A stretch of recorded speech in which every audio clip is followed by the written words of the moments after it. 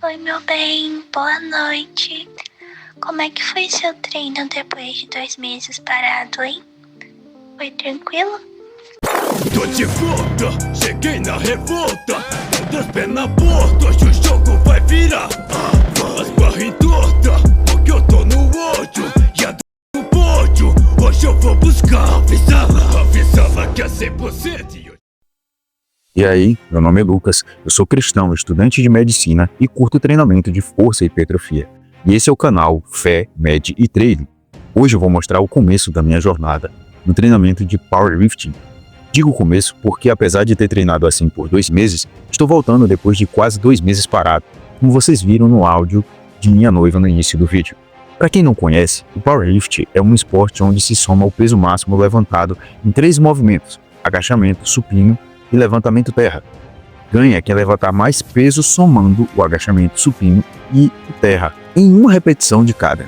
E apesar do tempo parado, eu não tive praticamente regresso na minha força e no meu físico. Mas eu tive uma estratégia para que isso acontecesse, que eu pretendo inclusive comentar mais adiante no decorrer do vídeo.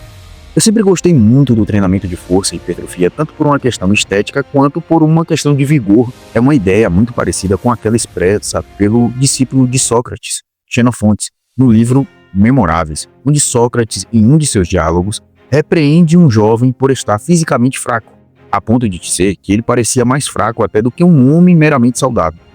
E aí vem a repreensão clássica de Sócrates, dizendo: não consideras vergonhoso chegar à velhice sem jamais ter visto o corpo tornado bem formado e forte? Esse bem formado pode ser entendido como belo, e forte tornado fala justamente da força física, do vigor físico. Tanto é que, com o tempo, alguns fizeram uma paráfrase desse trecho e adaptaram um pouco, tirando parcialmente do seu contexto para dizer: que vergonha é para o homem envelhecer sem ver a beleza e a força que seu corpo pode alcançar. Isso aí já é uma versão como aquelas que a gente vê quando pega a Bíblia na NVI, né? A nova versão internacional. Ou seja, não é só uma tradução, é uma interpretação também. Mas o mais interessante é que essa interpretação não foge da ideia original expressa por Sócrates. Ele realmente afirma que, entre os homens saudáveis, aquele jovem parecia ser o mais fraco de todos. Em outras palavras, ele era como se ele dissesse: você está quase doente de tão fraco que está. Para Sócrates, força e vigor físico não eram apenas uma questão de saúde. O treinamento físico não era só para te deixar saudável, mas era também uma forma de chegar a ser mais forte e mais belo. A ideia dele não era se exercitar somente para sobreviver, somente para ser saudável, somente para ter um corpo meramente funcional, mais belo e forte. Na verdade, ele chega a dizer que era vergonhoso envelhecer sem ter chegado ao ponto de ter o seu corpo tornado belo, tornado forte. Isso não quer dizer, inclusive, que se chegando à velhice, você obrigatoriamente perde esse vigor. Muita gente diz: mas quando você chega à velhice, o físico se perde. A realidade é que há vários fisiculturistas naturais por aí que mantêm físicos impressionantes, assim que chega ao ponto de você duvidar que são naturais. E não são a exceção, viu? Entre os que treinam, não são a exceção. Mas a exceção está justamente no sentido de treinarem de verdade e de continuar esse treinamento da juventude até chegar à velhice. Porque se você for olhar para aqueles que treinam com constância, verá que a maioria tem sim um bom físico. Agora, se você excluir os que nunca treinaram, ou até mesmo os que treinaram por um tempo e depois pararam, e considerar apenas os que treinaram desde jovens e que continuaram a treinar até a sua velhice, ou até mesmo os que começaram a treinar depois de mais velhos e mantiveram essa disciplina, você vai perceber que muitos deles têm hoje um físico melhor do que a maioria dos jovens. É só parar para observar. Voltando ao treinamento, vocês podem perceber aí que eu começo com cargas leves e vou aumentando progressivamente a carga e muitas vezes até diminuindo o número de repetições. Além disso, talvez vocês percebam que eu estou fazendo um treinamento de corpo inteiro, ou seja, eu estou treinando tanto a parte inferior do corpo quanto a parte superior do corpo no mesmo dia, entendeu? E vamos por partes. Vamos falar primeiro aí da questão de você ir aumentando a carga progressivamente, né? Eu sei que muita gente, inclusive educadores físicos, associa isso apenas ao aquecimento, mas na verdade o aquecimento foi uma estratégia criada justamente para climas frios. Isso porque em climas frios, as suas miofibrilas, que são as cordas, os cabos de tração que puxam o peso, que formam justamente o seu músculo. Afinal de contas, o seu músculo é como se fossem cabos juntos que tracionam, que puxam o peso.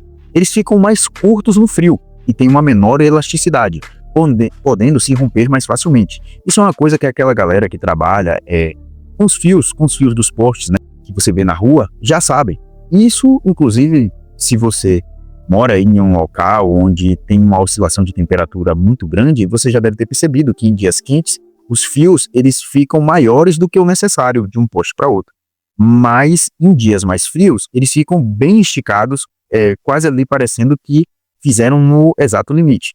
Pois então, isso também foi verificado aí em um estudo que foi feito com músculos de ratos, né? Pegaram músculos de ratos quentes e frios e esticaram eles. E foi percebido que os músculos que estavam frios, eles rompiam mais facilmente e mais rápido do que os músculos que estavam quentes. Mas se fosse apenas por isso, em países como o Brasil, isso seria basicamente desnecessário.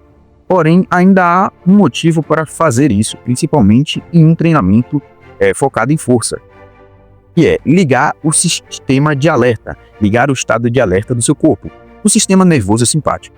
O seu sistema nervoso opera em dois modos, um relaxado, chamado de parasimpático, quando você termina uma refeição, por exemplo, ou vai dormir, outro simpático, quando você se coloca em situações que precisa de mais foco e atenção, como fazer uma prova, lutando ou fugindo de um animal selvagem, ou até mesmo salvando um familiar seu.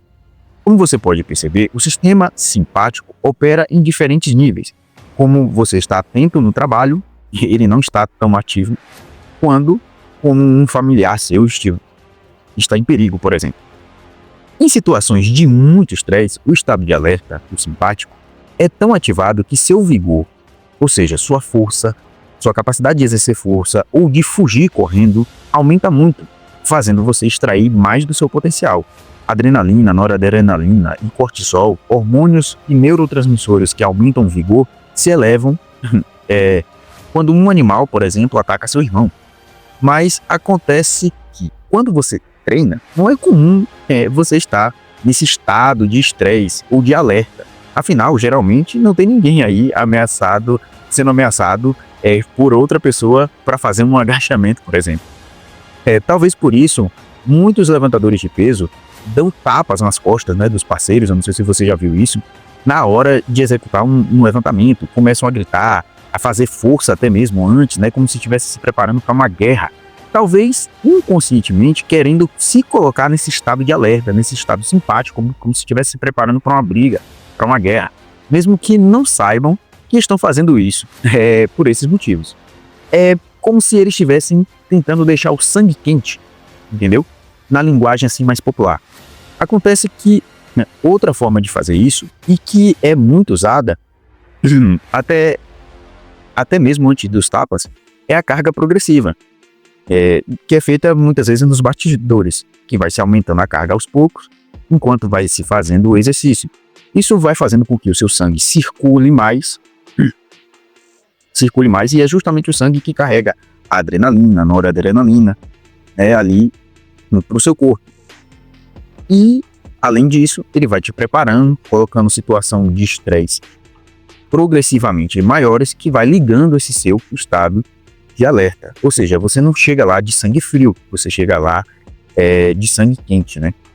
Outro motivo também é para você aprimorar o seu equilíbrio, que muita gente vai chamar isso de técnica de movimento ou de estabilidade, mas é basicamente o equilíbrio. Assim como você tem que aprender a se equilibrar numa bicicleta, não é só uma questão de você fazer força para você pedalar mais rápido, você também tem que treinar o seu equilíbrio ali de movimento, porque qualquer movimento mal feito você pode cair ou para frente, ou para trás, ou para a direita, ou para a esquerda. E sim, a estabilidade faz muita diferença. É tanto que as pessoas em máquinas de agachamento, elas levantam muito mais peso do que em agachamento livre. Por quê? Porque no agachamento livre você tem que se equilibrar, fazer força para se equilibrar, enquanto numa máquina você não precisa disso, entendeu? A máquina já equilibrou tudo por você. E aí vocês podem ver eu fazendo terra com a carga máxima desse treino. Digo desse treino porque no próximo treino, que já está gravado, eu coloquei mais. A minha coluna flexiona um pouco, e não Isso não é perigoso, muito pelo contrário. Pode ser até mesmo mais seguro. Inclusive, teve um inscrito aqui do canal que comentou os prejuízos que ele teve, prejuízos bem sérios mesmo de saúde, por ficar forçando deixar a coluna completamente reta ou até mesmo empinada. Em um vídeo onde eu mostro que até mesmo profissionais reconhecidos, como o educador físico e fisiculturista Laércio Rifundini, estava cometendo em termos de orientações. Talvez por desconhecer ou talvez também por ter tido uma má interpretação de um certo estudo.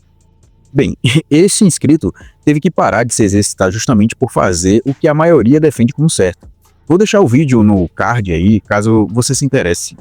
Mas não sai ainda, porque eu disse que eu ia falar sobre eu estar treinando o corpo todo, né? O treinamento de corpo inteiro, o full body, em um único dia. E também como mantive minha força e físico, mesmo ficando quase 2 meses afastado da academia. Bem, sobre treinar full body, o corpo todo. Estou fazendo isso simplesmente porque, em geral, é o melhor para quase tudo. Hipertrofia, força, condicionamento físico, descanso e emagrecimento. Mas, como tenho pouco tempo e gosto de mostrar as coisas com embasamento científico, não apenas opiniões sem senso crítico, repetindo o que escutam, como muitos profissionais inclusive fazem, mas com testes práticos. Afinal, a ciência empírica é feita justamente pegando grupo de pessoas em quantidade considerável, testando e avaliando os resultados. E é isso que pretendo fazer para explicar tanto o treinamento full body quanto como fiz para não perder a força mesmo ficando muito tempo sem ir à academia. Por isso, se você estiver assistindo esse vídeo na segunda, no dia da postagem, daqui a 2 dias, na quarta, pelo menos é o que eu pretendo fazer, se Deus quiser. Na quarta, vai sair o próximo vídeo explicando um desses 2 temas e talvez aí na quinta ou na sexta-feira o outro. Bem, mas talvez você esteja assistindo isso depois da segunda-feira, então talvez já esteja aparecendo esses 2 vídeos aí e você já pode clicar. Mas não se esquece de curtir, comentar, fazer as suas perguntas que eu posso inclusive responder aí já adiantando nos comentários e até fazer um próximo vídeo com o tema que você me perguntou nos comentários. Além disso, se o vídeo ainda não estiver pronto ou mesmo se já estiver pronto, existem novos vídeos que podem ser bem úteis para você.